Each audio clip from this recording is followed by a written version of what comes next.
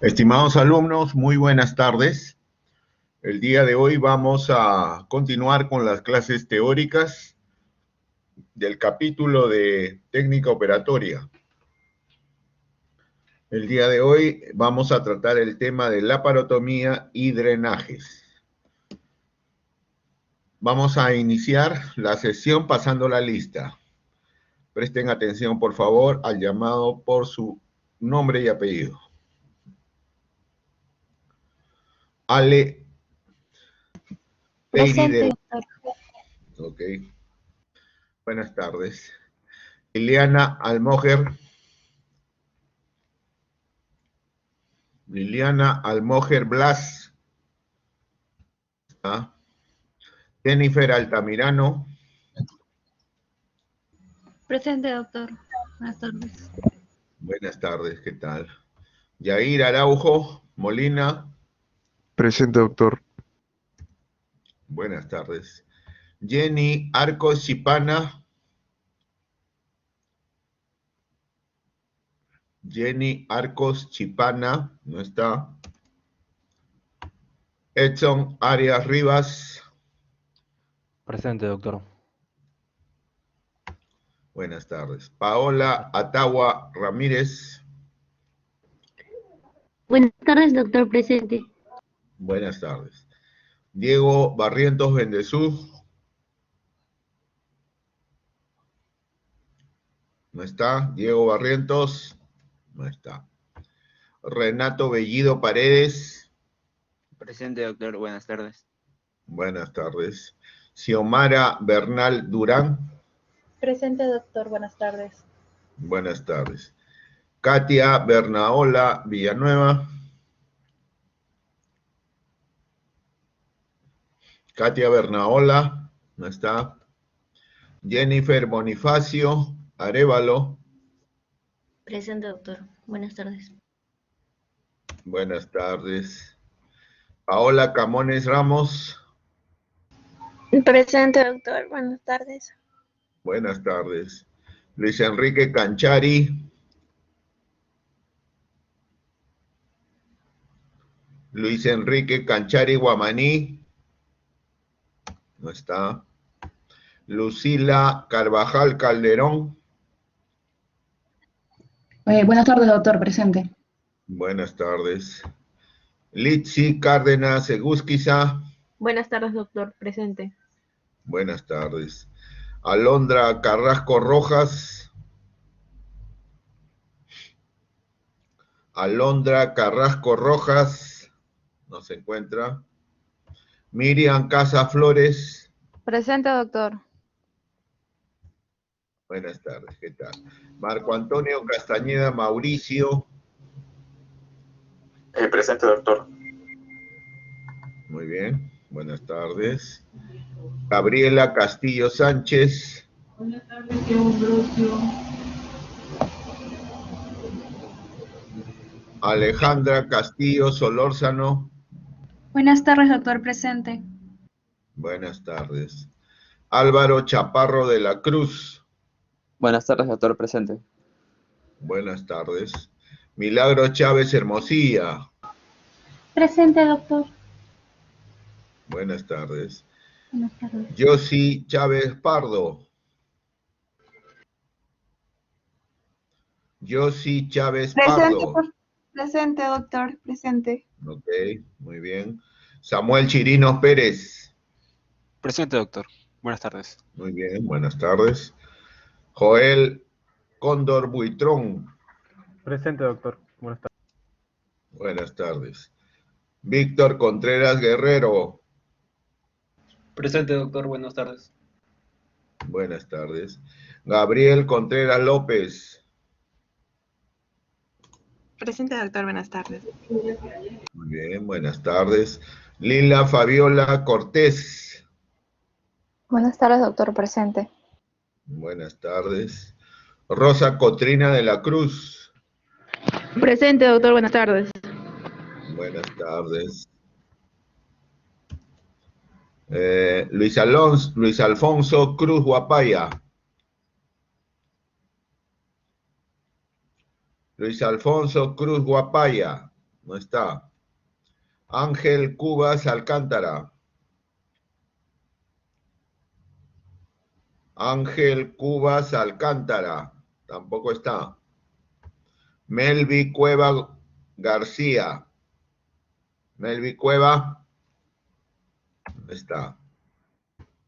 Gabriela Cunya Zorrilla. Buenas tardes, doctor presente. Buenas tardes. Vivian Díaz Martínez. Buenas tardes, Vivian doctor Díaz. presente. Ok, buenas tardes. Alejandro Díaz Sánchez. Buenas tardes, doctor. Presente. Buenas tardes. Carolina Díaz Torres. Buenas tardes, doctor presente. Buenas tardes.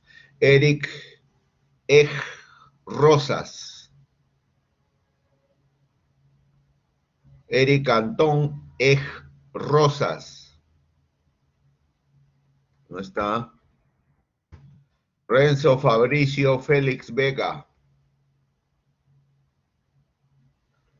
No está Renzo. Renzo Fabricio Félix. No está. Katy Flores Álvarez.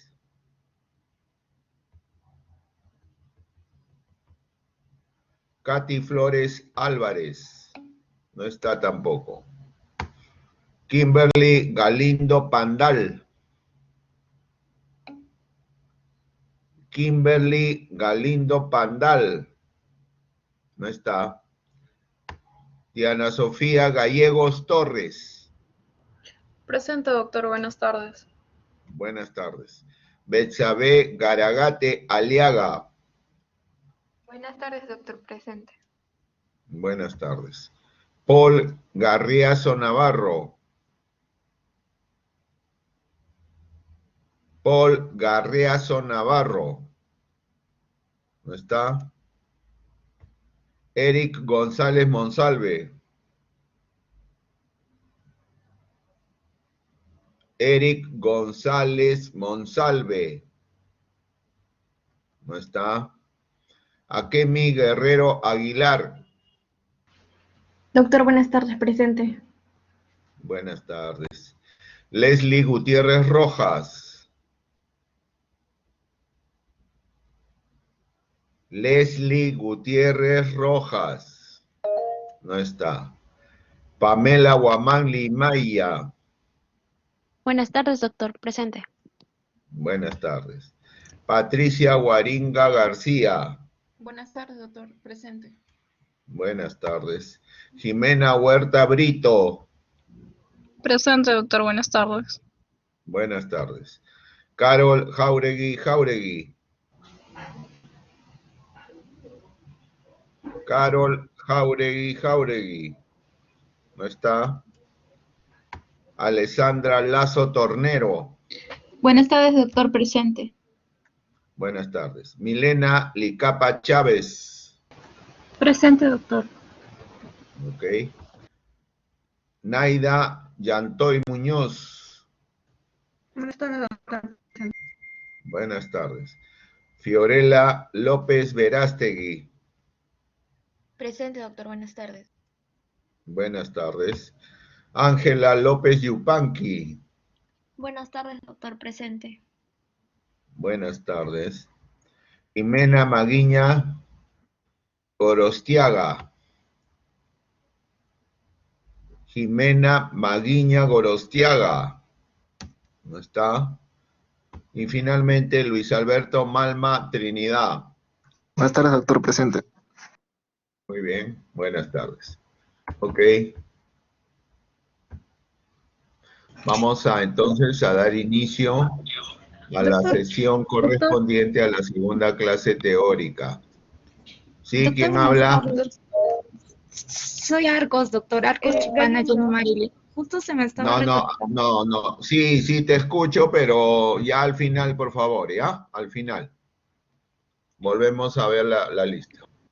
Que sea la última vez, por favor, ¿ah? La clase empieza a 3 en punto.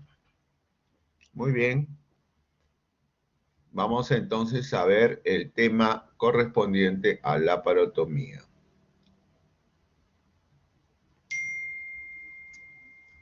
A ver un ratito.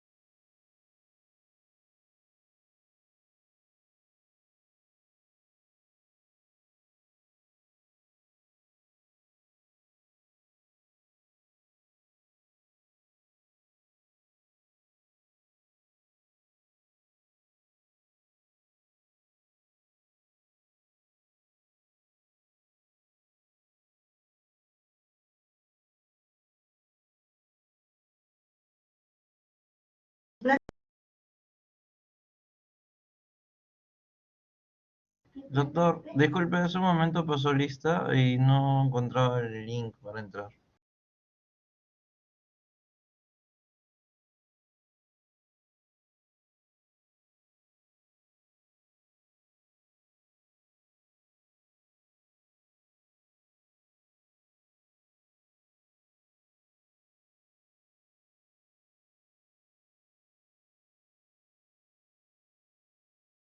Eric, doctor, me llamo.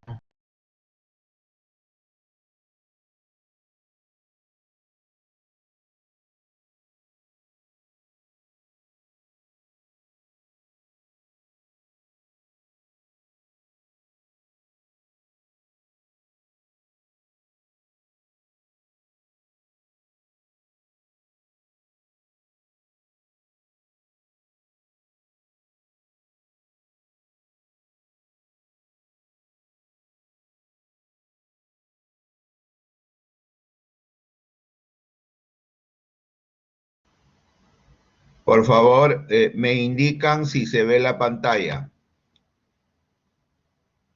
Sí, doctor. Sí, doctor. Sí se ve. Sí, doctor. Se ve. Ya, gracias. Al final volvemos a pasar la lista.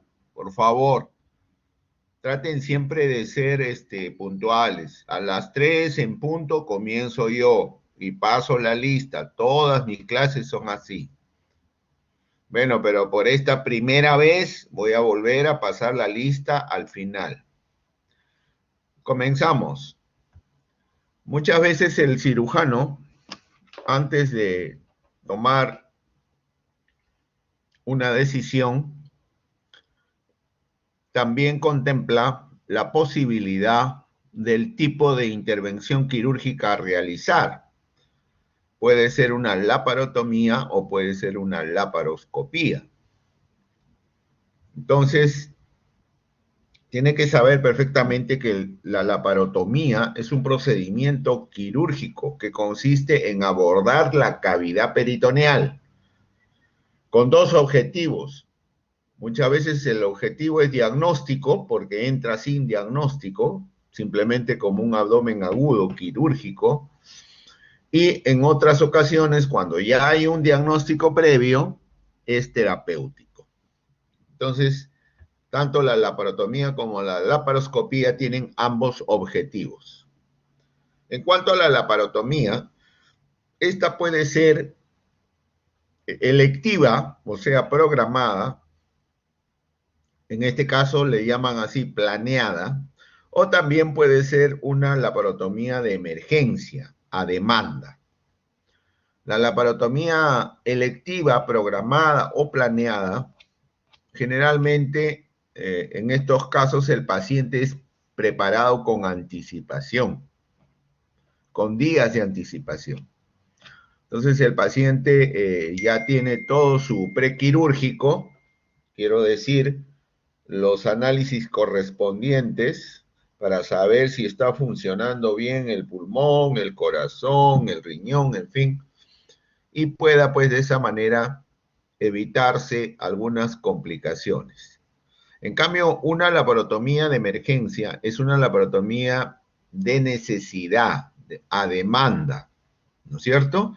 Porque estas laparotomías implican con urgencia realizar la intervención quirúrgica para contrarrestar el cuadro patológico que lo viene trayendo mal al paciente. Entonces, en este caso, el paciente se prepara apenas en minutos, ¿no? Dependiendo de la urgencia, o muchas veces no se prepara al paciente.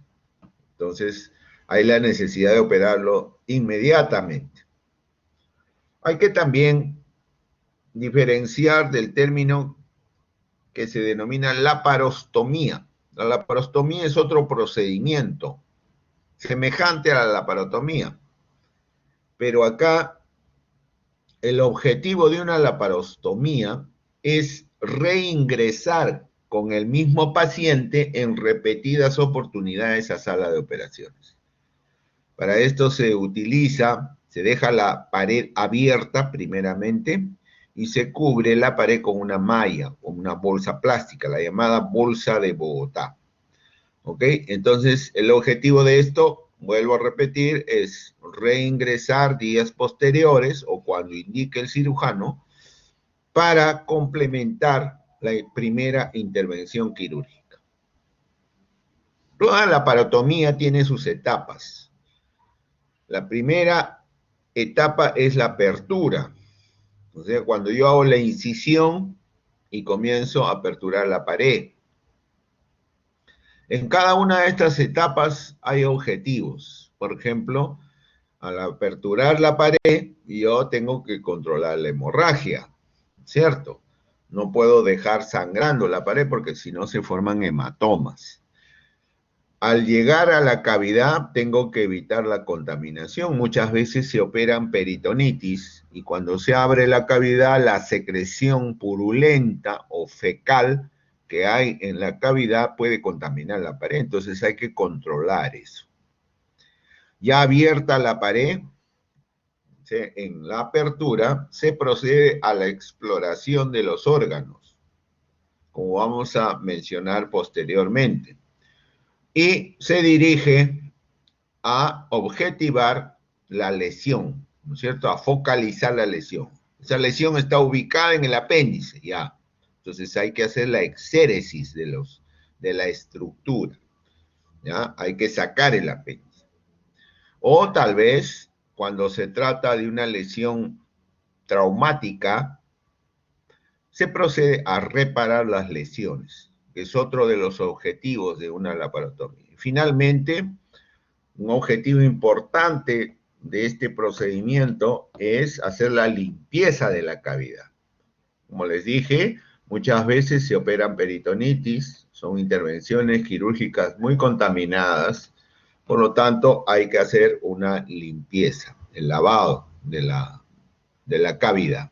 Entonces acá ven todas las etapas de la laparotomía. La primera es la apertura, la segunda es la exploración de los órganos, ¿no?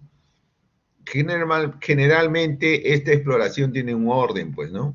Siempre se comienza por los cuadrantes superiores, sobre todo el cuadrante superior izquierdo, se continúa con el cuadrante inferior izquierdo, sigue el cuadrante inferior derecho y terminas en el cuadrante superior derecho.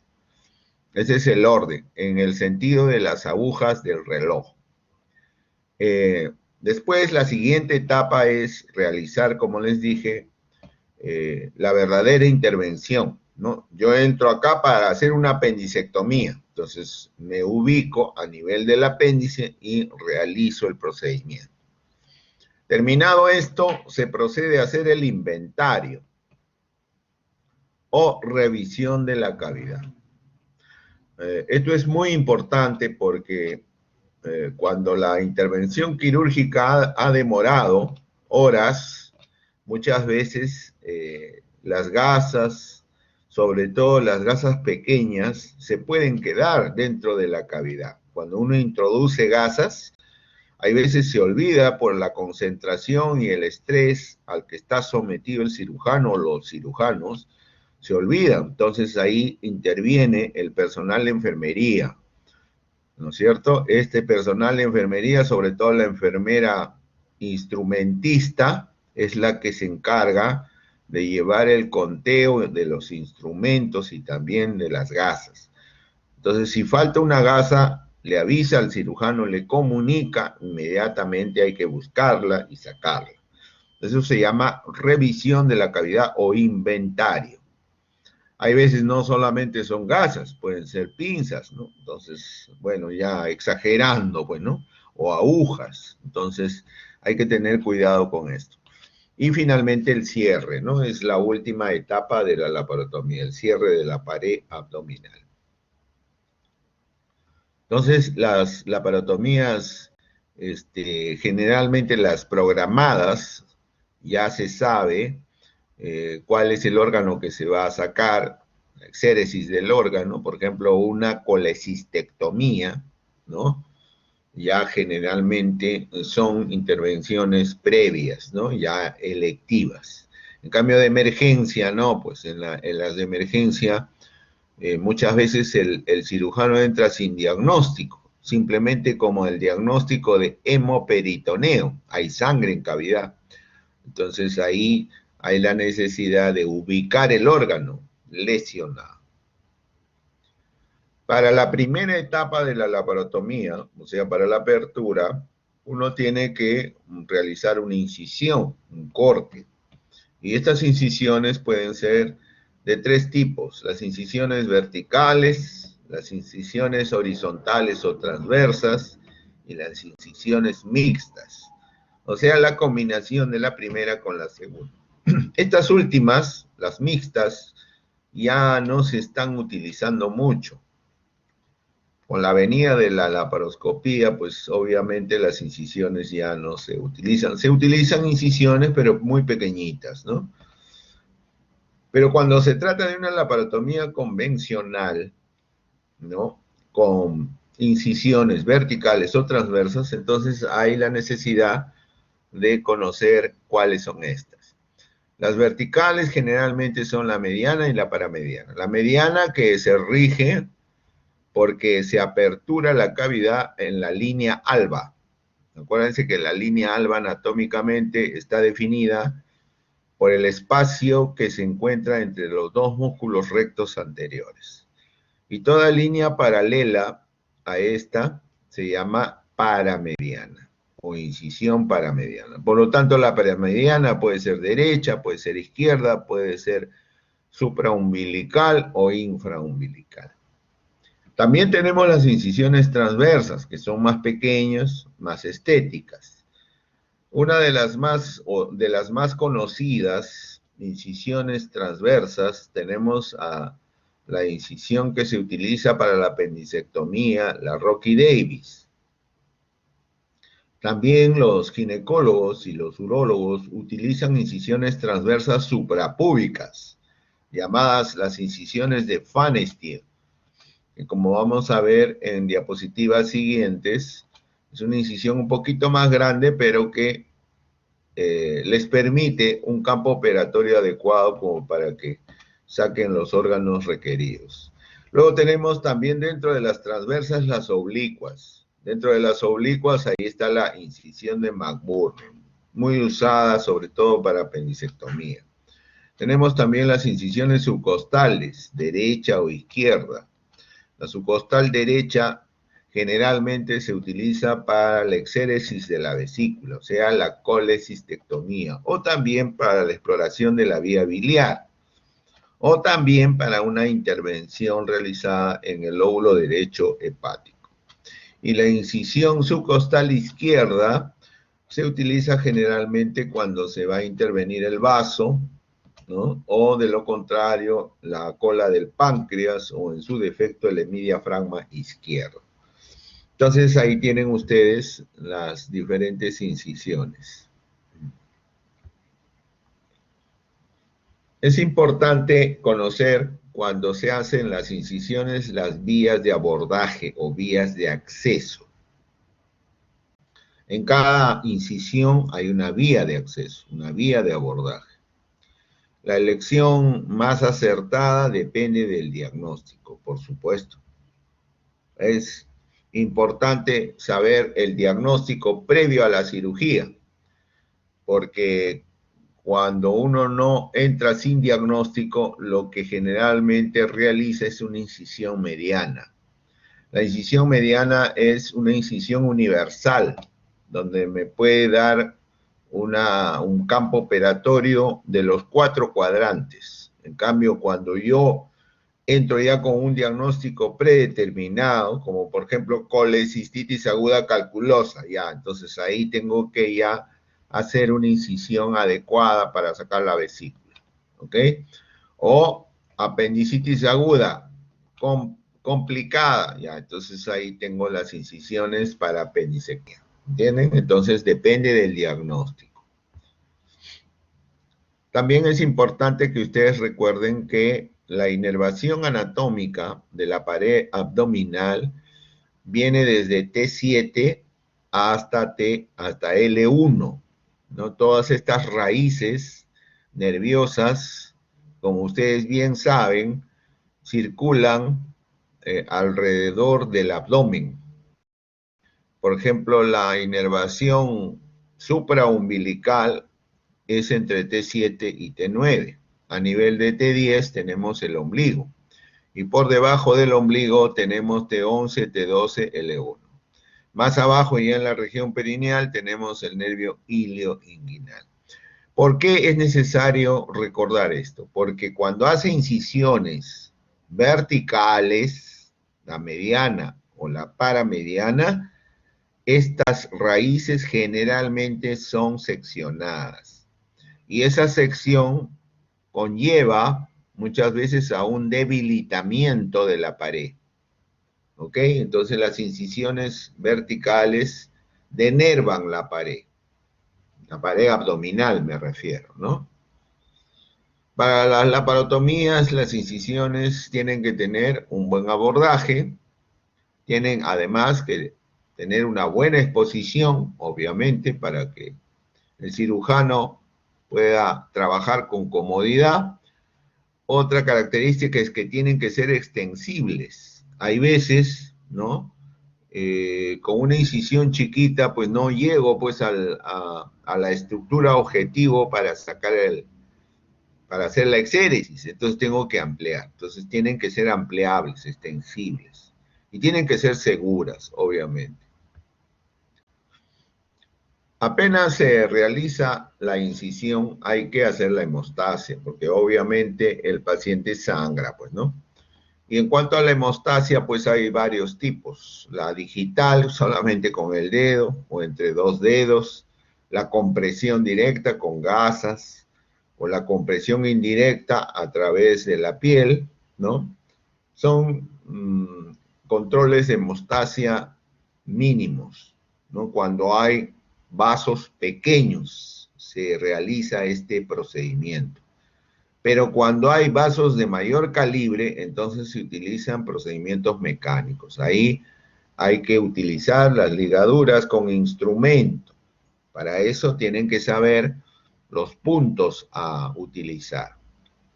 ¿Qué puntos hemostáticos hay? Por ejemplo, el punto cruzado es uno de los puntos hemostáticos más conocidos.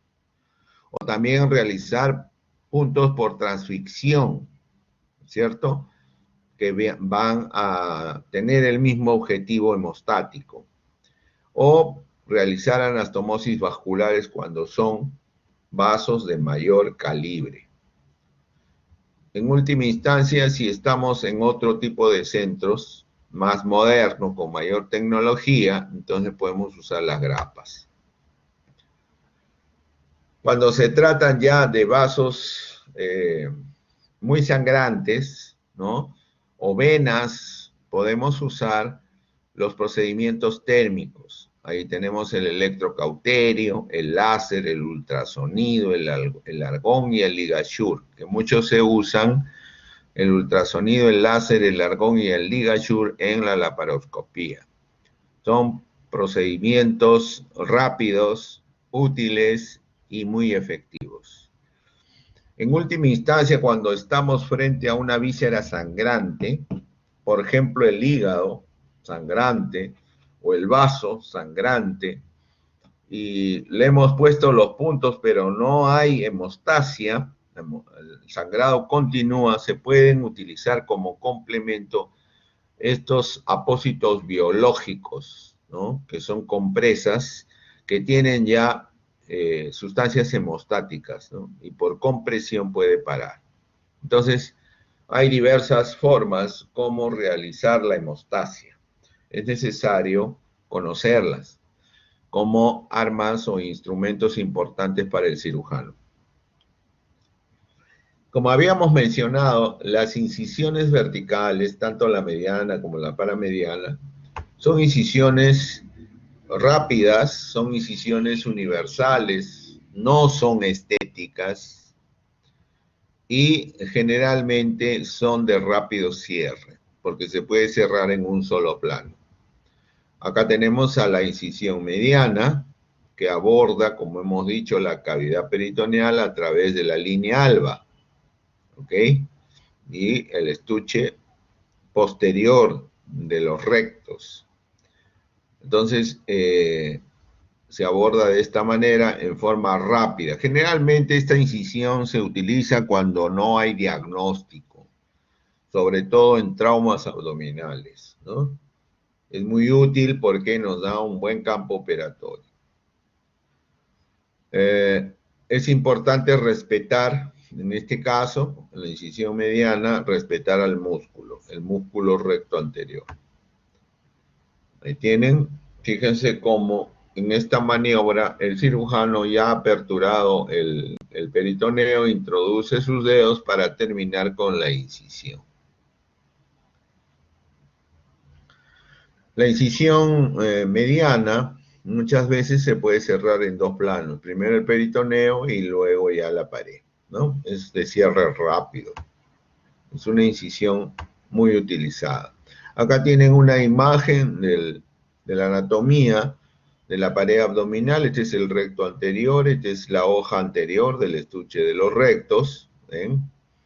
Normalmente el abordaje es por aquí, por la línea alba. Acá ya no hay recto anterior, lo han sacado. Pero se puede ver ya los anchos del abdomen, como es el oblicuo mayor, el oblicuo menor y el transverso. En el caso de las paramedianas, sí, ahí sí, esta paramediana puede ser transrectal, o sea, a través del estuche de los rectos, o puede ser pararrectal externa, ¿cierto? Entonces, implica obviamente una disección mayor, pero también es una incisión que nos da y nos brinda un buen campo operatorio. Acá tienen el recto anterior, acá está la línea alba. Fíjense en el estuche posterior de los rectos.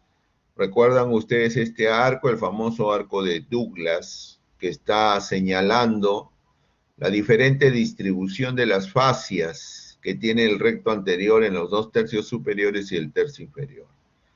En los 2 tercios superiores son 3 fascias por delante del recto y las otras 3 por detrás. Estas fascias vienen de los músculos anchos del abdomen. En el caso del tercio inferior, las 6 aponeurosis de los anchos del abdomen pasan por delante y por detrás solamente queda esta tela transparente, que no es otra cosa que un engrosamiento de la grasa preperitoneal que se llama la fascia transversales. Aquí las flechas están indicando el abordaje de una incisión mediana y el abordaje de una incisión paramediana. Esta es la mediana, miren cómo va desde el apéndice sifoides, pasando por la cicatriz umbilical hasta el suprapubis. Entonces, con esta incisión, pues, puedo ver todos los órganos intraperitoneales. Y las otras son las paramedianas.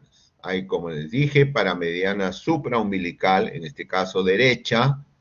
Hay paramediana supraumbilical izquierda. Hay paramediana infraumbilical derecha. Hay paramediana infraumbilical izquierda. Estas sí abordan atravesando el recto anterior. Son transrectales. Y acá hay que tener cuidado porque ustedes saben que detrás del recto anterior tenemos a los vasos epigástricos, ¿no? Hay que tener cuidado en ligarlos primero y luego proceder a la separación de las fibras musculares. En emergencias, como ya les mencioné, se acostumbra a utilizar la incisión mediana. que me da pues una visión supramesocólica e inframesocólica grande, ¿no? En cuanto a las selectivas, depende de la patología. Depende de la patología. Si es una apendicectomía, yo utilizo una incisión de McBurney o una incisión de Rocky Davis. Si es una colelitiasis o colecistectomía, o colecistitis calculosa, entonces uso una Coger, una subcostal derecha, y así, dependiendo. En el caso de las transversas, estas son más estéticas, son pequeñas, máximo 5 centímetros, pero sí son más trabajosas. Eso implica un cierre por planos. Primero peritoneo, fascia, músculo y finalmente grasa, tejido celular subcutáneo y piel. Por eso se llama acá cierre en planos. Estas respetan la inervación de Langers, que acabamos de ver, no denervan la pared, simplemente se separan las fibras y tienden a ser un poco más hemorrágicas. Y por eso hay que tener cuidado con una incisión transversa. En pantalla ustedes están observando la incisión de Rocky Davis. Acá está, miren, esta incisión se realiza en una línea imaginaria trazada desde la espina ilíaca anterior superior hasta la cicatriz umbilical. Si separamos en tercios esta línea, la unión de los dos tercios internos con el tercio externo, ahí parte la Rocky Davis. Entonces es transversa, como ya sabemos, se va abriendo la pared por planos. Primero, acá vamos a encontrarnos con la fascia del oblicuo mayor, luego la fascia del oblicuo menor, transverso, y luego se separan los músculos para poder aperturar la cavidad. Lo primero que vamos a encontrar probablemente es el ciego. Este es el ciego con su tenia. Entonces es una incisión que me permite a mí realizar pues las apendicectomías fácilmente. Respecto a la anatomía, recuerdan ustedes acá, bueno, el estuche de los rectos no se toca, pero sí se incide esta fascia, que es la del oblicuo mayor, como acabamos de ver en la imagen anterior. En el caso de cirugía pediátrica, las incisiones transversas tienden a ser más grandes, por razones obvias. Pues si yo hago una incisión chiquitita, como es un pequeñito, entonces me dificulta la intervención. Muchas veces estas son ampliadas en su totalidad hasta el lado contrario, ¿no? Dependiendo si la patología está complicada o no. Acá tenemos a la incisión oblicua. Esta de Coger o su costal de Coger. A 2 traveses de dedo del reborde costal derecho se realiza esta incisión. Muy usada, vuelvo a repetir, para las colecistectomías, las exploraciones de vía biliar o las intervenciones quirúrgicas del lóbulo derecho hepático. Tenemos una incisión opuesta que es la subcostal izquierda, llamada también incisión de Chevron. Esta incisión me permite realizar la esplenectomía, la pancreatectomía, sobre todo a nivel de la cola, o en su defecto la exéresis de las cápsulas suprarrenales de ese lado. Entonces, incisión de Chevron opuesta a la de Coger. Otras incisiones de menor uso, la de Primbam, que es esta incisión transversa, transrectal, ya no se usa mucho. La de Pfannenstiel, sí. La de Pfannenstiel es una incisión suprapúbica a 2 traveses de dedo del borde de la sínfisis pubiana, se realiza una incisión transversa hasta de muy usada por los ginecólogos para hacer las histerectomías o en su defecto también las intervenciones quirúrgicas en trompas y ovarios, ¿no? O también para las cesáreas, también son bien usadas. La de McBurney, que ya la conocen, es una incisión oblicua en la fosa ilíaca derecha para apendicectomías. Y las incisiones inguinales, que son paralelas al ligamento inguinal. Recuerdan, el ligamento inguinal se inserta en la espina ilíaca anterior superior y la espina del pubis. Entonces yo hago una incisión paralela a 2 centímetros y voy a poder realizar mi procedimiento de hernioplastía. Estas son todas las incisiones que acabo de mencionar. Ahí está la de Kocher, miren, una incisión muy usada para vesícula. Hay que pasar por planos, es más laboriosa, obviamente, ¿no? La incisión de Kocher. Ahí tienen. Hay la necesidad muchas veces de seccionar los músculos oblicuo mayor y en parte del recto anterior también, porque hasta acá llega el recto, ¿eh? Entonces muchas veces se secciona. Luego se apertura rápidamente el peritoneo y se aborda la cavidad. Lo primero que se va a presentar acá es el lóbulo derecho del hígado y luego la vesícula biliar, con lo que se puede trabajar. Aquí tenemos a la incisión oblicua de McBurney. Esta es una incisión que también se traza tomando el punto de intersección entre los 2 tercios internos y el tercio externo de la línea que se ubica entre la espina ilíaca anterosuperior y la cicatriz umbilical. Es una incisión en dirección del apéndice, ¿ven?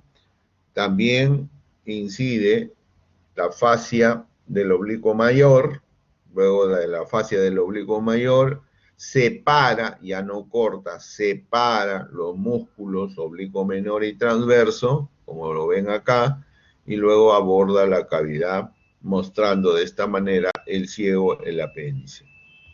Para el cierre tiene que hacerse por planos. Ahora en pantalla ven ustedes la famosa incisión de Pfannenstiel, que como les dije es una incisión transversa de máximo 12 centímetros suprapúbica. Fíjense acá en B, están cortando la hoja anterior del estuche de los rectos.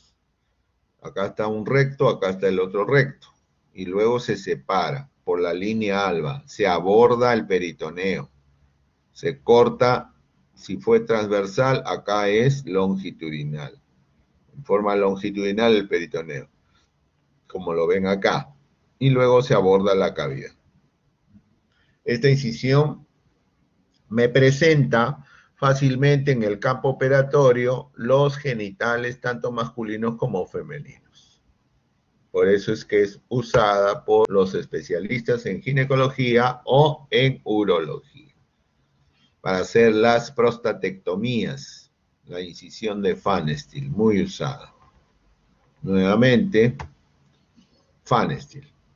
Aquí un paralelo entre lo que son incisiones verticales y transversas, las ventajas sobre todo de cada una. Fíjense las verticales, apertura y cierre rapidísimo. Si yo quiero abrir rápidamente la cavidad, tengo que usar una incisión vertical, sobre todo la mediana. Sangran poco porque la línea alba es poco vascularizada, tiene una mejor exposición, obviamente, exposición universal, hemos dicho, y son ampliables. Puedo ampliarla hacia arriba o hacia abajo. Las transversas son incisiones estéticas, no más de 5 centímetros. Respetan las líneas de Langer. Cursan en dirección más o menos paralelas a la fascia muscular, claro. Entonces, no seccionan nervios. Facilitan el cierre del peritoneo. Como son incisiones chiquititas, el peritoneo también es pequeñito, se puede cerrar hasta con una jareta, el peritoneo. Como tiene mejor irrigación, este abordaje cierran rápido, o sea, la cicatrización es más acelerada en estos casos. Luego viene la etapa de exploración.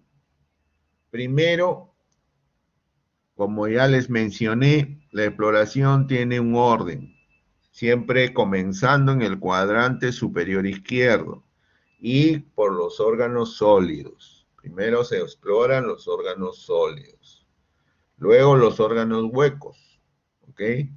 Entonces vamos en el sentido de las agujas del reloj y vamos viendo y revisando la superficie de los órganos que se encuentran ubicados en las diferentes regiones topográficas que ustedes ya conocen, que son 9. Entonces acá tenemos, miren, técnicas de exploración anatomotopográficas. En el abdomen superior, en la región supramesocólica, tengo que ver el hígado, el duodeno, el páncreas, el vaso, ¿cierto? El estómago. En cambio, en la región inframesocólica voy a ver la zona mesentérica, el yeyuno ilion, el marco cólico, derecho, izquierdo. Es importante tener ese orden, ¿no? Una estructura anatómica referente para determinar estructuras supramesocólicas e inframesocólicas es el mesocolon transverso. Recuerden que el colon transverso tiene meso, y ese meso se llama mesocolon transverso. Ahí lo tienen ustedes delineado en punteado. Entonces, todo lo que queda por encima son estructuras supramesocólicas. Hígado, vesícula, estómago, vaso. Todo lo que queda por debajo son estructuras inframesocólicas. Colon ascendente, colon descendente, sigmoides y yeyuno ilio. Entonces, esta distribución es importante tenerla siempre presente. En el caso del compartimento supramesocólico, vuelvo a repetir, ahí tenemos el hígado, la vesícula, y muchas veces uno quiere también evidenciar lesiones en retroperitoneo. Ahí podemos ver el riñón derecho, ¿ok? Hay una maniobra importante quirúrgica que debe realizar el cirujano con el objetivo de inspeccionar, ver, explorar la cara posterior del duodeno, sobre todo de la segunda y de la tercera porción del duodeno, ¿ya? Y también de la cabeza del páncreas. Entonces esa maniobra se llama maniobra de Kocher. ¿Cómo se hace? Primero se corta el ligamento de Treitz. El ligamento de Treitz es el referente, el límite, digamos así, entre duodeno y yeyuno. Entonces vamos a la última porción del duodeno y evidenciamos un ligamento que lo fija a la pared posterior. Ese lo cortamos para que pueda movilizarse todo el marco duodenal. Entonces se moviliza y se puede evidenciar estas regiones que muchas veces quedan escondidas, ¿no? Además tenemos más maniobras, ¿no? Por ejemplo, esta maniobra, ¿ven?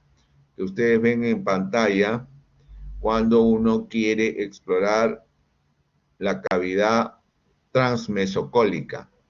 O sea, acá hay un espacio importante, donde vamos a poder visualizar la cara posterior del estómago, ¿no es cierto? Llamada, como ustedes recuerdan, la transcavidad de los epiplones. Entonces, uno aborda a través del mesocolon transverso esta cavidad para poder observar cara posterior del estómago, páncreas, cuerpo del páncreas, cola del páncreas. Es otra de las maniobras quirúrgicas importantes. Muchas veces, cuando uno explora las vísceras huecas, que son las siguientes en explorar después de las sólidas, entonces es importante revisar segmento por segmento, tanto del yeyuno ilion como del colon, porque muchas veces puede haber perforaciones. Entonces esto tiene que ser detenido, detallado, sobre todo cuando hay olor sui generis, ¿no? Muchas veces huele, pues, ¿no?, a heces. Entonces hay la necesidad de explorar bien eso.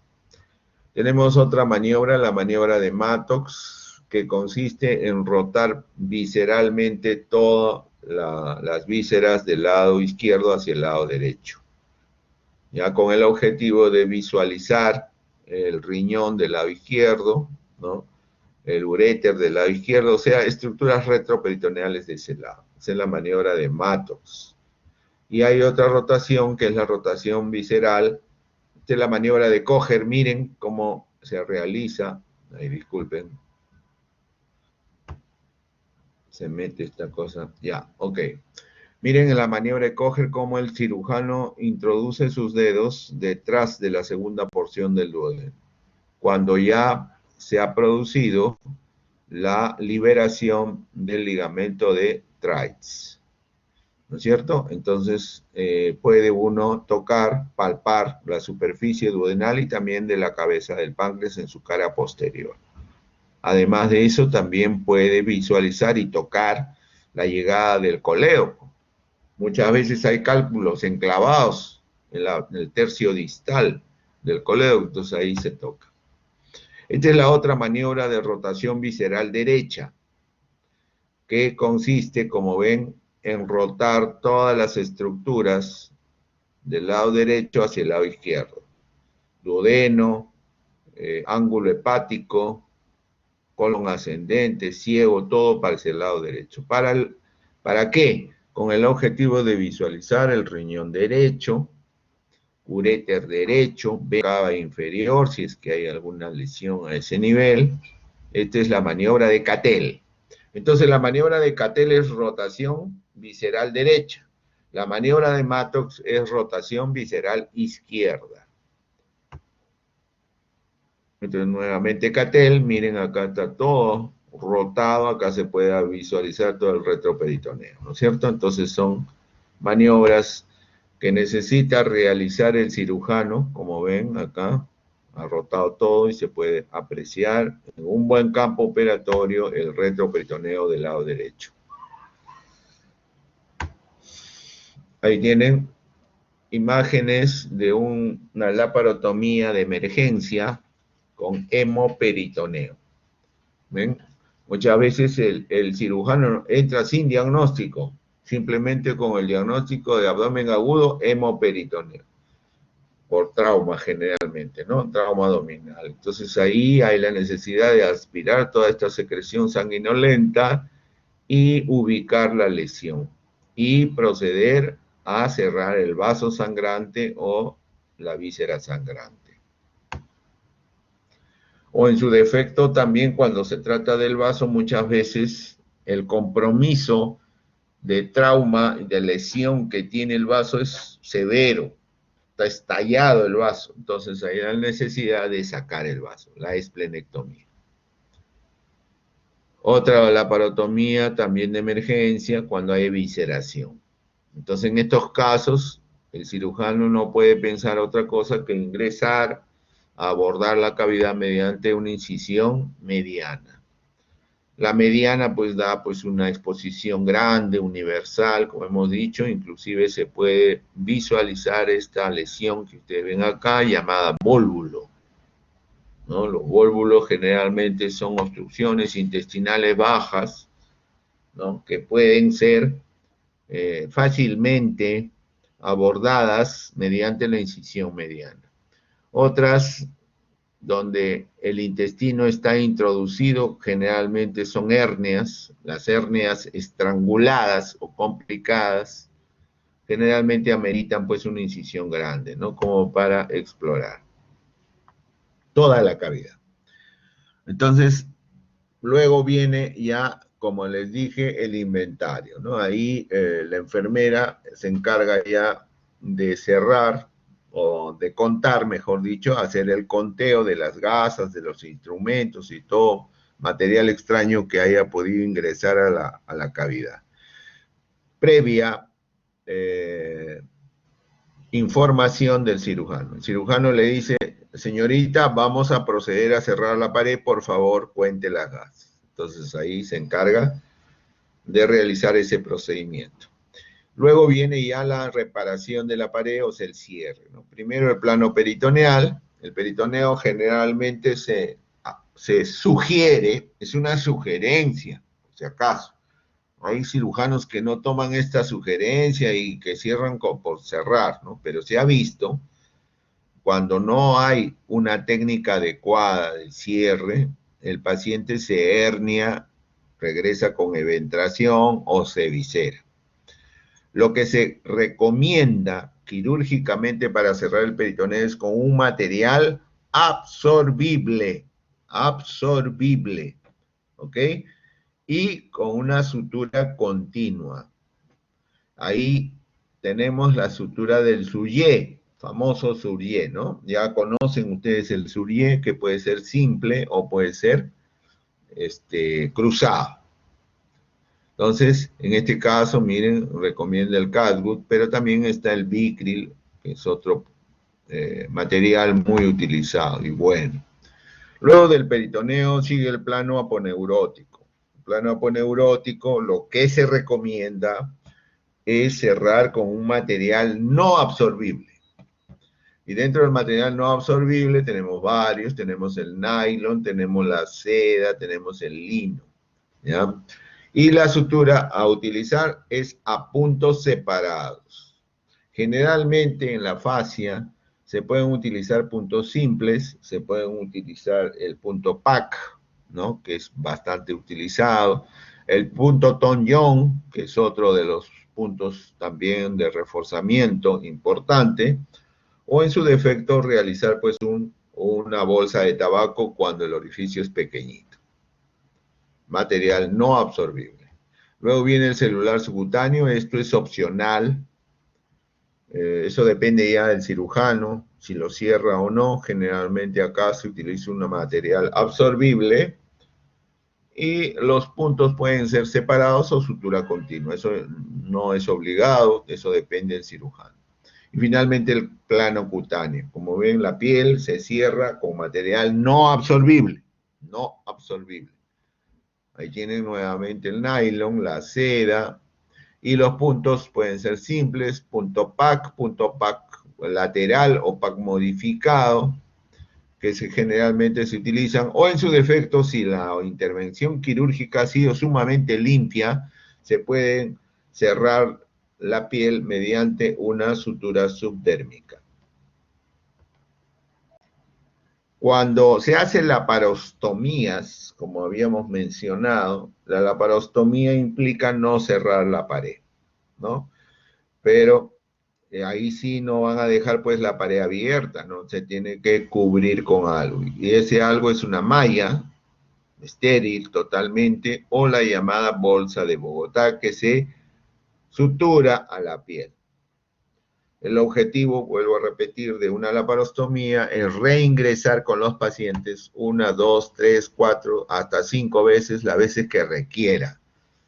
¿Y para qué? Para terminar la primera intervención. ¿Terminar en qué sentido? La limpieza, sobre todo, de la cavidad. Muchas veces uno trata de limpiar bien, lavar bien la cavidad, pero queda secreción y muchas veces el paciente hace fiebre en el postoperatorio y ustedes si han cerrado la pared, bueno, pues está con un absceso adentro. Hay que abrir otra vez. Entonces, para evitar esas cosas, se hacen laparostomías. Las complicaciones de una laparotomía, bueno, las agudas sobre todo son las dehiscencias de la herida, evisceraciones, ya cuando hay salida de vísceras hacia el exterior. Y las crónicas, que son las eventraciones. Sobre todo las eventraciones se presentan cuando se hacen incisiones verticales, que hemos dicho, estas incisiones denervan la pared. Ese es un procedimiento. El otro procedimiento es la laparoscopía.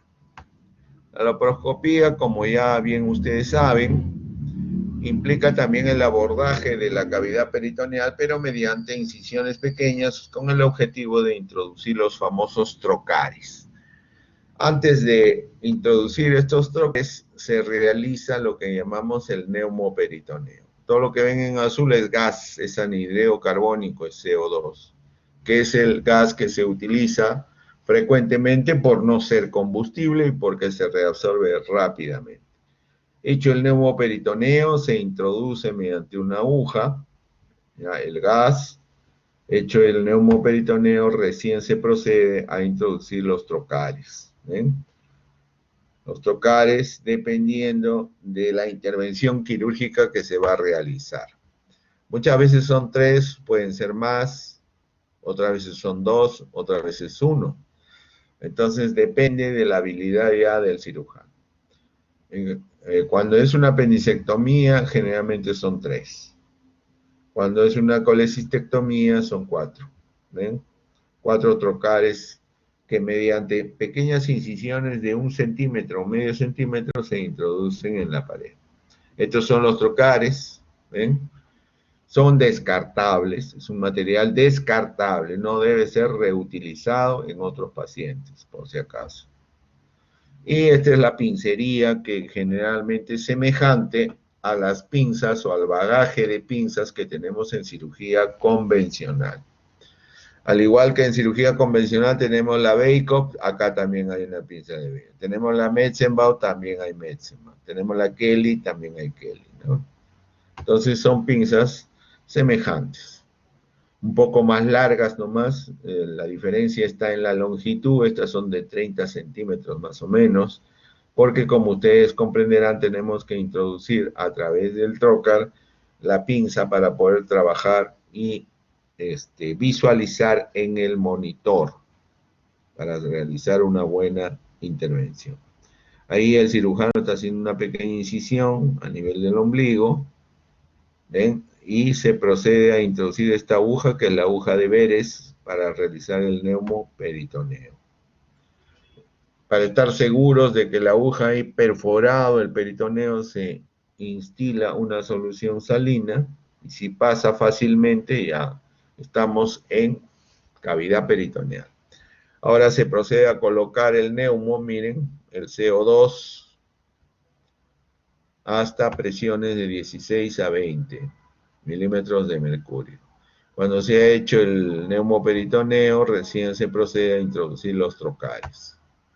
Ahí está, introduciendo los trocares, pequeñas incisiones, y el trocar tiene un mandril, como ven, acá hay una válvula que evita la salida del CO2, y a través de este orificio se introducen las pinzas. Está introduciendo ahí primero el laparoscopio, que es la óptica o lente, que me va a permitir visualizar toda la cavidad. Generalmente esto se llama T1. En T1 se encuentra al costado del ombligo, es umbilical.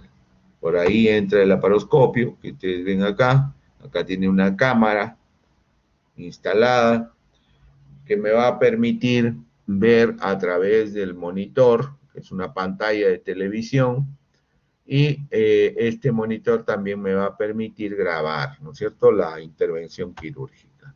Ahí tienes, miren el cirujano, este es el monitor.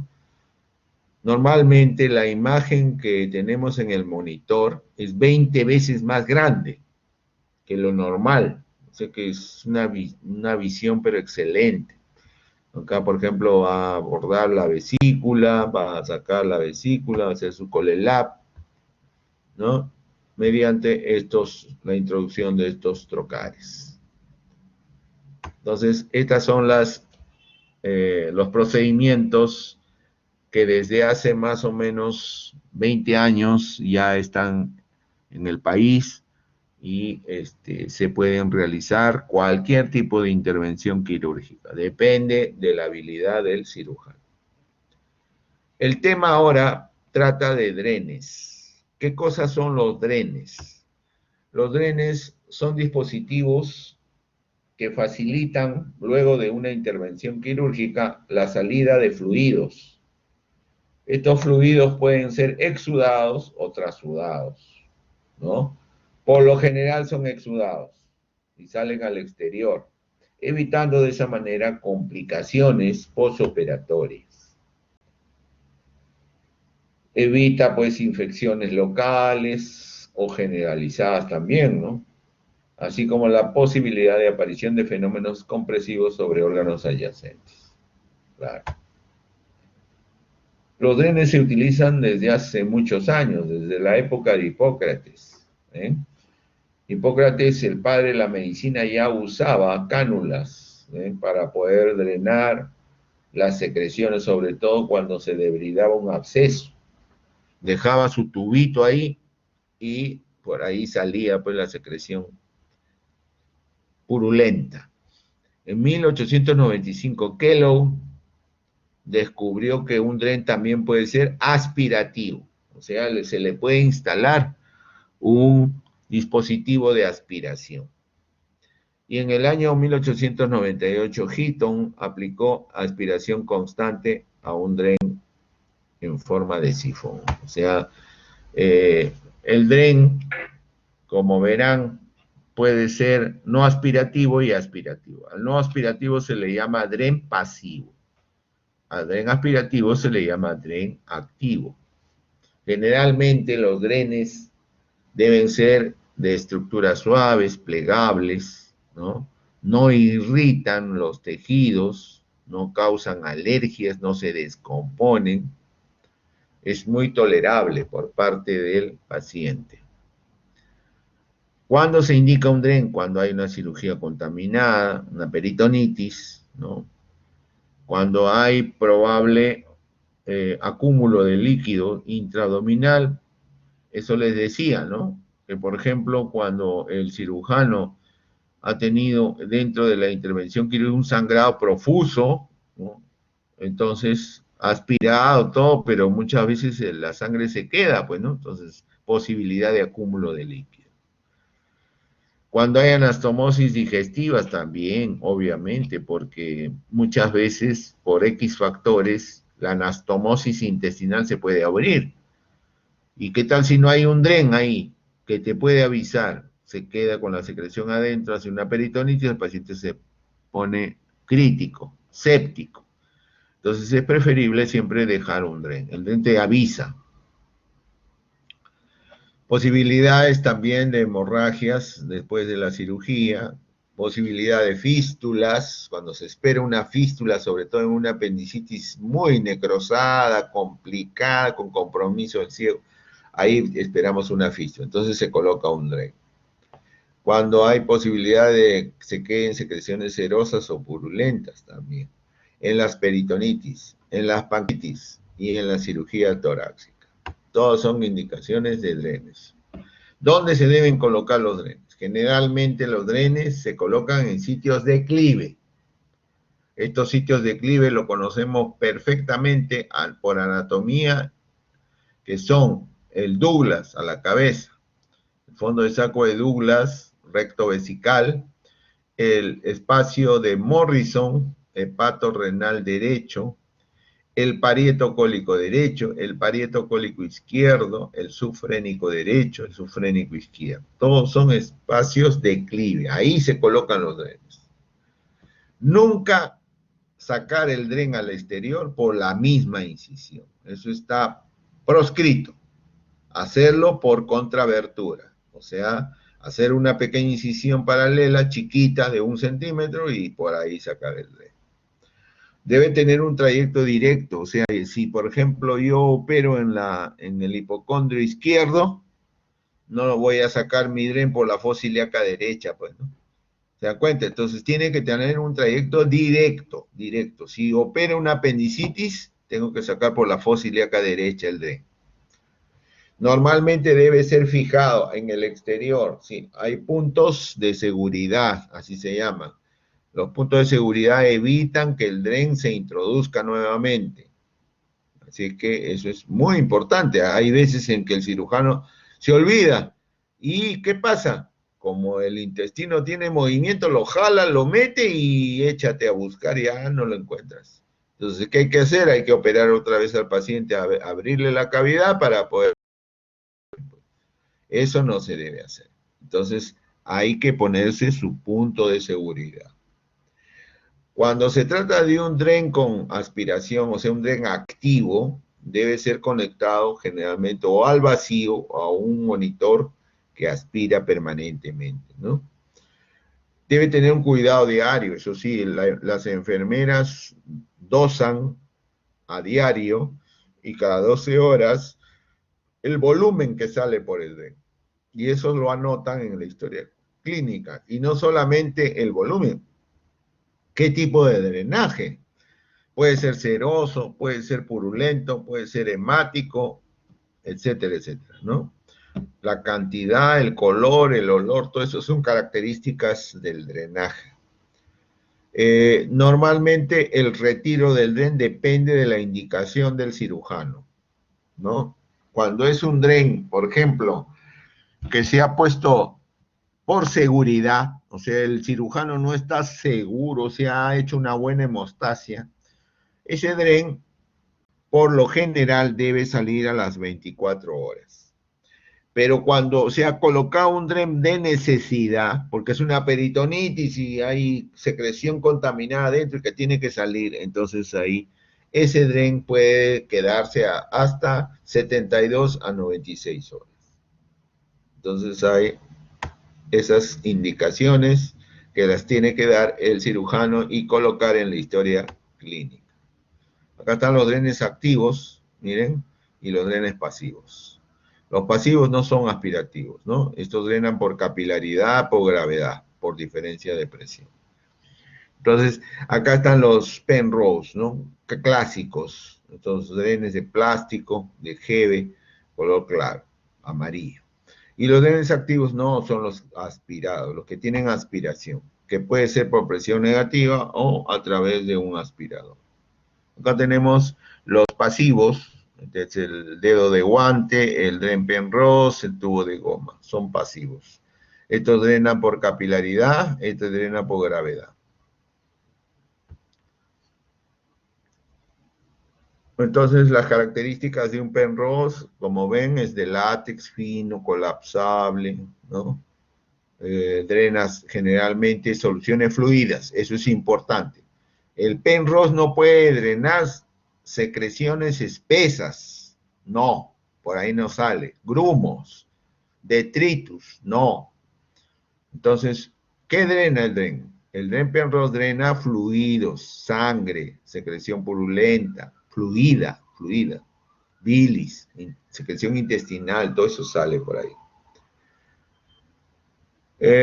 Si no existe drenaje, hay que ver también el volumen, ¿no? Que es uno de los factores importantes que permite retirar el dren. Si no hay secreción purulenta y no existe especial indicación, debe comenzarse a retirar. A eso sí. Si a las 24 horas veo que no drena mucho, mínimo 10 centímetros, 5 centímetros, y no hay mucha indicación de que se quede, o sea, no ha sido una operación contaminada, entonces puedo ir retirando progresivamente, de 2 en 2 centímetros, hasta el 7º día.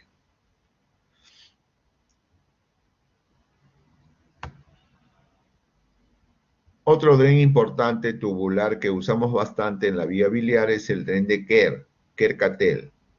Es un dren en T que generalmente se coloca en el colédoco, cuando se ha aperturado el colédoco para extraer los cálculos del colédoco. Eso se llama operación, la operación se denomina exploración de la vía biliar. Entonces, cuando se hace esto, generalmente se deja un dren de Kerr en T, dentro del colédoco.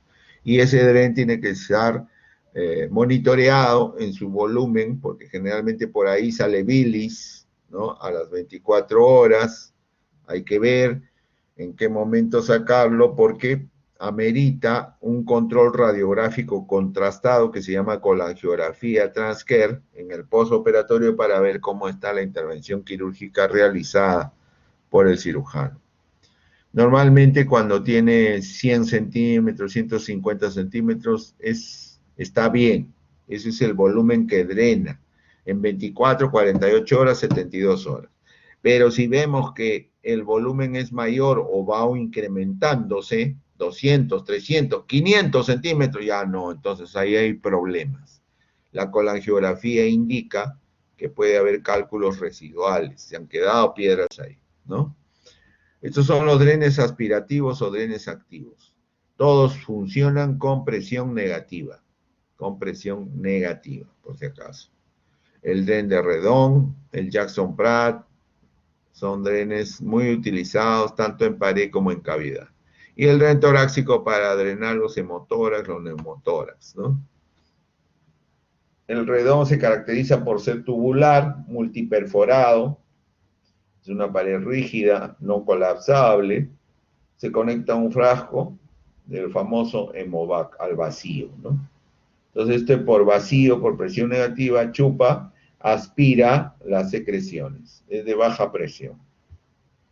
En cambio tenemos este otro dren importante que es el SAM, dren de SAM, sumidero, muy usado para el drenaje de secreciones grumosas, espesas, ¿ok?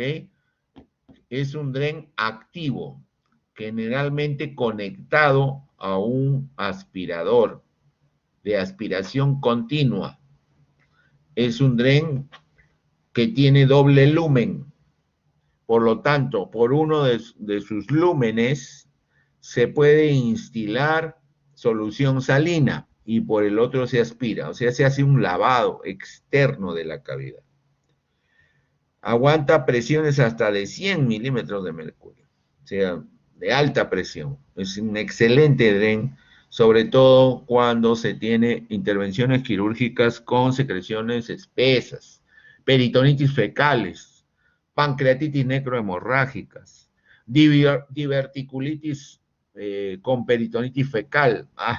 Son pero intervenciones que ameritan drenes activos de este tipo. Entonces, ahí tenemos las características, ¿ven? Evacúan detrito, coágulo, etcétera, etcétera, material viscoso, ¿no? Buenos drenes son. ¿Cuáles son los objetivos de los drenes? En conclusión, un dren es terapéutico. ¿Por qué? Porque si drena y saca la colección que no debe quedarse dentro de la cavidad, pues te está realizando un complemento terapéutico de la intervención quirúrgica, ¿ya? Que evita inclusive una probable laparotomía si es que no le has dejado el dren. Pueden ser profilácticos, como les dije, dren de seguridad, ¿no? Estos pueden colocarse no solamente en cavidad, también pueden colocarse en la pared, ¿cierto? Entonces, si son profilácticos, generalmente salen a las 24 horas. La permanencia de los drenes está supeditada ¿a qué? A la calidad del exudado. Como hemos dicho, todos estos exudados pueden salir por el dren, dependiendo. También es importante la evolución. Por ejemplo, si al inicio sale seroso, pero progresivamente va cambiando hasta hacerse bilioso o purulento o fecaloideo, ya pues ni hablar, me está diciendo de que ahí hay algo que está perforado, se ha roto un intestino, está saliendo una secreción o hay una perforación biliar, ya pues entonces tengo que reintervenir el caso. Entonces, de acuerdo a la calidad del exudado, el dren queda o sale. De acuerdo al débito, también es otro de los factores importantes, como les dije, a tener para el retiro de los drenes. Los drenajes no sustituyen la técnica, obviamente, ¿no? Simplemente son terapia complementaria a la cirugía. Constituye una comunicación entre la cavidad limpia y el medio externo, obviamente. Podría comprimir estructuras vecinas comprometiendo su vitalidad. Difícil, pero por eso no es importante, colocarlo en los espacios de clive, nunca encima del hígado, encima del vaso, no.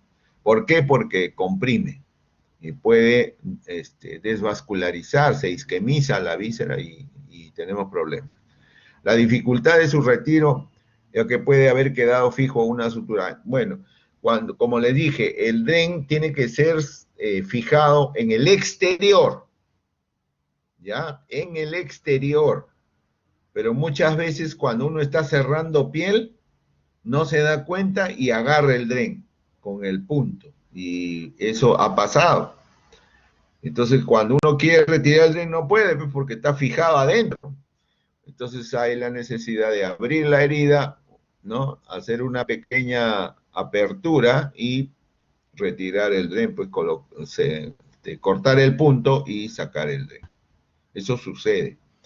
Entonces el Jackson Pratt, muy bueno también, es un dren multicribado, como ven, puede usarse con un aspirador, pero de baja presión.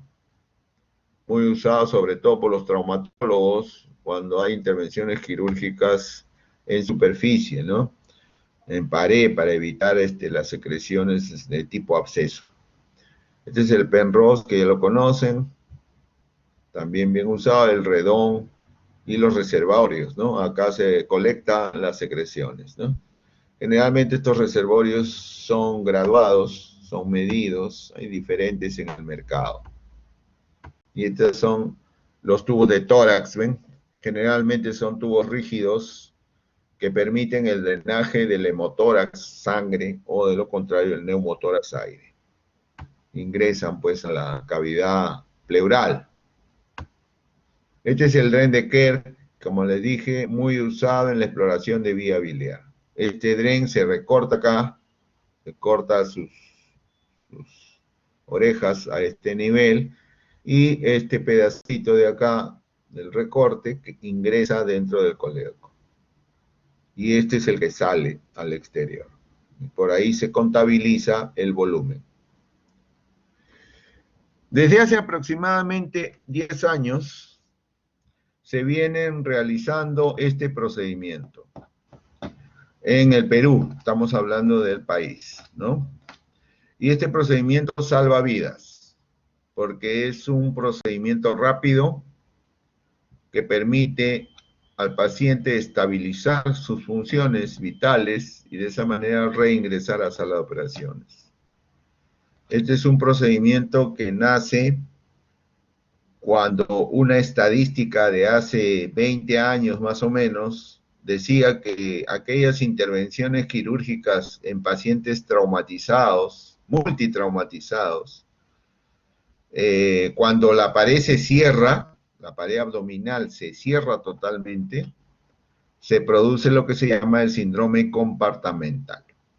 ¿Y qué es este síndrome? Un incremento de la presión intraabdominal que lesiona más las vísceras.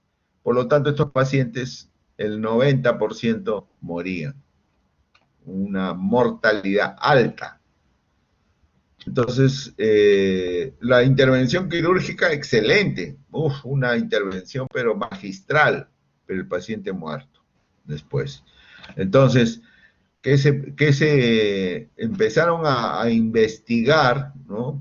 Con estas estadísticas alarmantes, ¿por qué? Si la operación estaba bien hecha. Entonces se dieron cuenta que la presión intraabdominal se elevaba ostensiblemente cuando se cierra la pared. Es por eso que se creó este sistema de control de daños. Hacerlo estrictamente necesario y dejar abierta la pared, o sea, laparostomía. Entonces, esta primera intervención terapéutica hace posible que el paciente estabilice sus funciones vitales y evite la triada que ya conocemos de acidosis, hipotermia y coagulopatía, que lo puede llevar al choque irreversible. Entonces, esto es importante porque es lo que se hace en emergencia, ¿ya? Y es lo que siempre se va a realizar. Cuando los pacientes ya se sometían a laparostomías, ¿no? Control de daños, se vio que esa mortalidad elevada de hace muchos años empezó a descender progresivamente hasta la actualidad. Por eso lo que primero ahora se hace quirúrgicamente es control de daños. ¿Y qué es control de daños? Hacerlo estrictamente necesario. Si, por ejemplo, está sangrando el hígado, taponamiento y afuera. Si está perforado el colon, colostomía y afuera. Se acabó. La más rápida, que es la colostomía en gasa. Y así. Hacer estrictamente lo necesario y salir. Acto quirúrgico corto.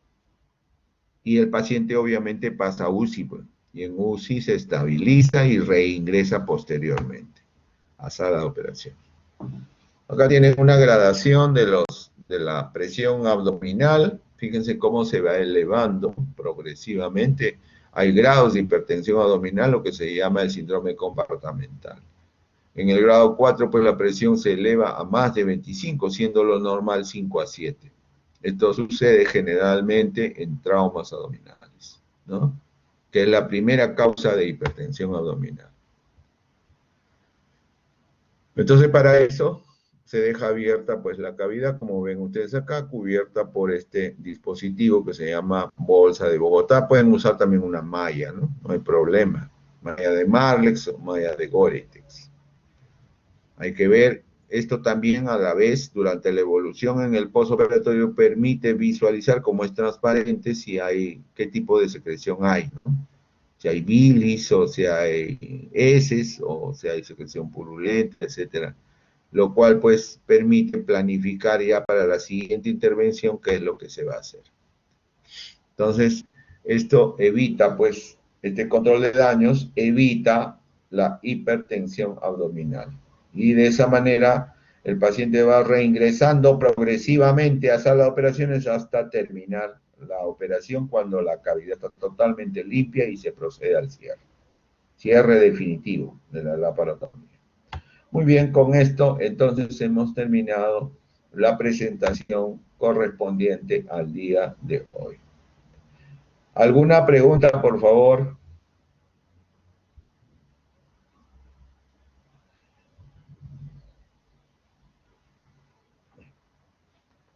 A ver.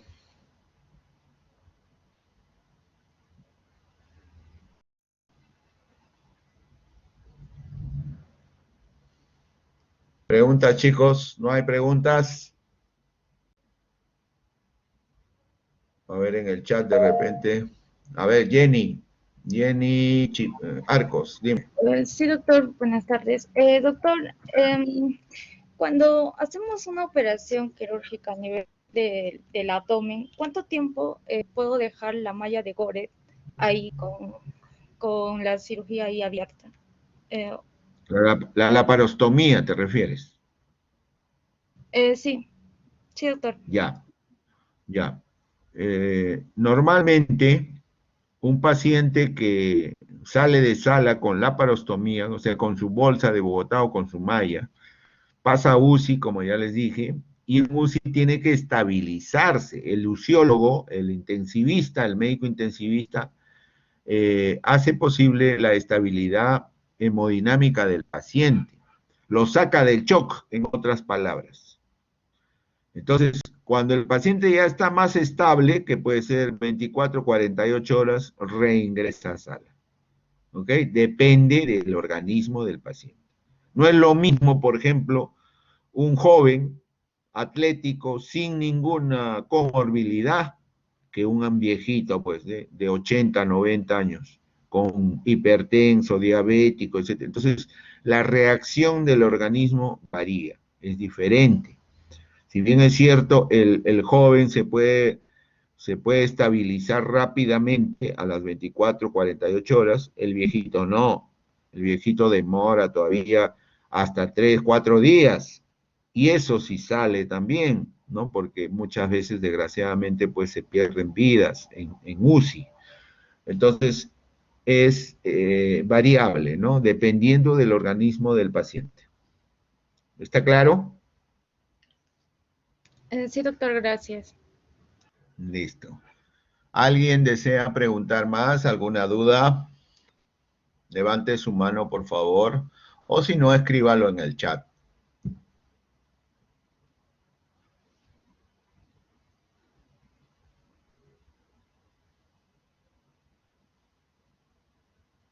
Muy bien. Entonces, si no hay más preguntas, voy a proceder a ponerles presente a los que llegaron tarde. A ver. Liliana Almojer, ¿está presente? Sí, doctor, presente, buenas tardes. Ya, ok. Jenny Arcos, ¿está presente? Sí, doctor, presente. Buenas tardes. Muy bien, muy bien. A ver, Diego Barrientos. Diego Barrientos Bendezú, ¿está? No, no está, ok. Katia Bernaola. Tampoco está. Muy bien. Luis Enrique Canchari. Presente, doctor. Ya, presente. Alondra Carrasco. Presente, doctor. Buenas tardes. Ya, muy bien. Presente, ok. A ver, ¿quién más? Acá. Luis Alfonso Cruz. Presente, doctor. Buenas tardes. Buenas tardes, ¿qué tal? Ángel Cubas, ¿está presente? Ángel Cubas Alcántara, no está. Muy bien. Melvi Cueva. Melvi Cueva García, no está. Ok. Eric Antón Ej. ¿Está? Presente, doctor, sí, presente. Eric, ¿tu apellido es así? EGG. Sí, se escribe EGG, pero se pronuncia con K. Ya, correcto. Ya. Renzo Félix. ¿Está? Renzo Félix Vega. Sí, doctor. Buenas tardes. Buenas tardes. Katy Flores Álvarez. ¿Está presente? Presente, doctor. Muy bien. Kimberly Galindo Pandal. Presente, doctor. Muy bien. Paul Garriazo. Buenas tardes, doctor. Presente. Ya, ok. Eric González Monsalve.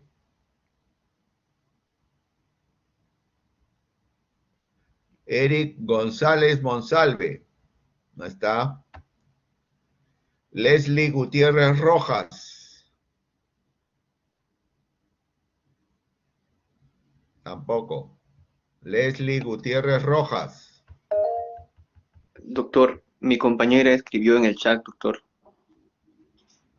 ¿Quién tu compañera? Leslie, doctor. Leslie Gutiérrez. Está fallando su micro, doctor. Ahora lo veo, ahora lo veo. Ya. Carol Jauregui. Buenas tardes, doctor. Presente. Buenas tardes, presente. Muy bien. Y finalmente, Jimena Maguiña. Buenas tardes, doctor. Presente. Muy bien. Ok, listo. Entonces, con esto damos término a la sesión de hoy y creo que tienen una clase de anestesiología con el doctor Cruz. Muchas gracias y buenos días. Hasta luego. Gracias, doctor. Hasta luego. Hasta luego. Gracias, doctor. Hasta luego. Gracias.